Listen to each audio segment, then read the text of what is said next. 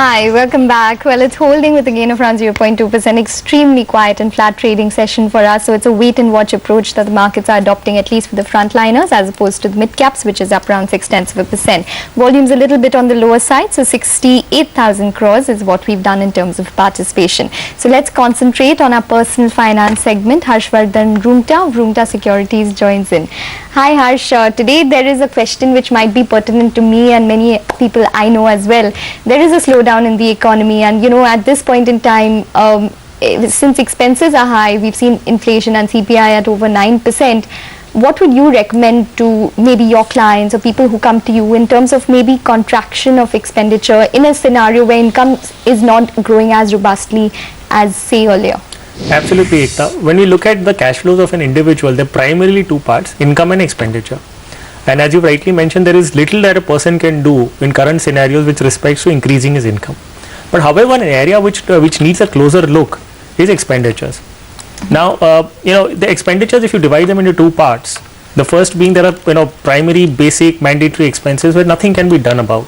They're fixed in nature. You have a day-to-day living. You have your EMIs. You have your taxes and all other expenses which nothing can be done about.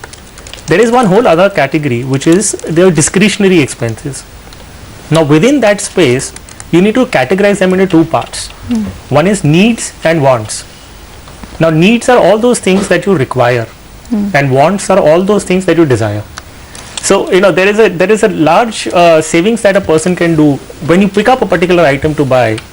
If you ask yourself this question, whether is this what you need or is this what you want? I'll give you an example. You need a smartphone which helps you with organizing your emails, your contacts, your day for you.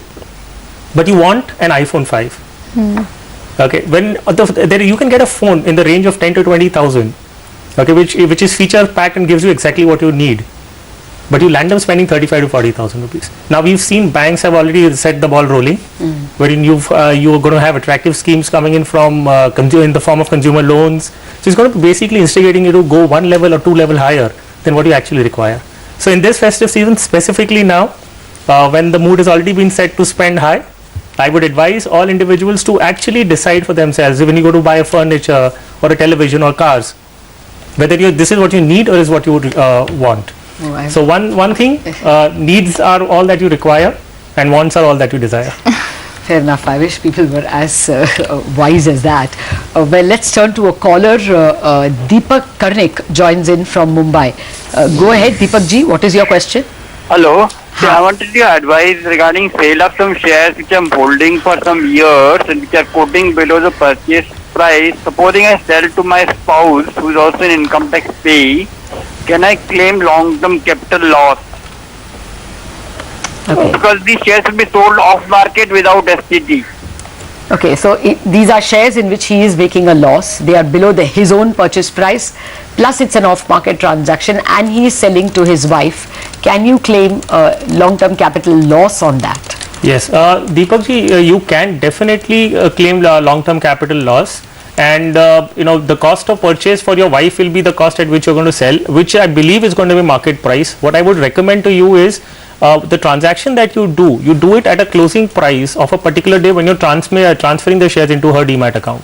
So that will authenticate the price at which you are transacting, and the question will not arise. There could be a question in the minds of the income tax authorities that you have tried to undervalue the share and book a higher amount of capital loss for yourself. So in that context, transact at a price, transfer the shares and transact at a price on the closing price on the date of transaction. So that's what it is going to be for you. Okay, so that's one way of perhaps saving tax on the losses that you have in your portfolio. Harsh, thanks a lot for joining us with your thoughts. Okay, that's the way we leave the markets at the end of Markets and Macros. Extremely flat as far as the indices are concerned, but there are some gains in the mid-cap space. We'll analyze all that, of course, after this lunch break, where we will get you all the key headlines on Business Lunch. Thanks for watching Markets and Macros.